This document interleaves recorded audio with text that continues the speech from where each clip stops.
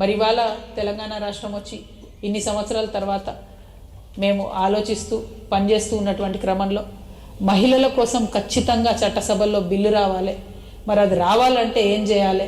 కేవలం కేంద్రం మీద యుద్ధం చేయాలి అని చెప్పి 29 రాష్ట్రాల్లో ఉన్నటువంటి మహిళా సంఘాలను కోఆర్డినేషన్ చేసుకొని, జాతీయ స్థాయిలో ఉన్నటువంటి 18 పార్టీలను కోఆర్డినేషన్ చేసుకొని, ఢిల్లీ బేస్డ్గా కంటిన్యూస్గా ఉద్యమాలు చేసి అన్ని పొలిటికల్ పార్టీస్ని ప్రెజర్ చేయడంలో, ఈ దేశంలో మహిళలకు చట్టసభల్లో రిజర్వేషన్ రావడంలో అత్యంత ప్రాధాన్యమైన పాత్ర పోషించినటువంటి సంస్థ తెలంగాణ జాగృతి సంస్థ. మరి ఆ రోజే మేము కమిట్మెంట్ ఇచ్చినాం.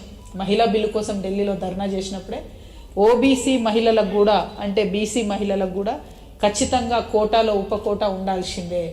అంటే మహిళలకు కోటా రావాలంటే బీసీ బిడ్డలకు కూడా చట్టసభల్లో రిజర్వేషన్ రావాలి అని ఆనాడే ఆలోచన చేసినటువంటి సంస్థ తెలంగాణ జాగృతి సంస్థ. అంటే మేము ఏ పని చేసినా ఉట్టిగానే మీద ఆగమాగం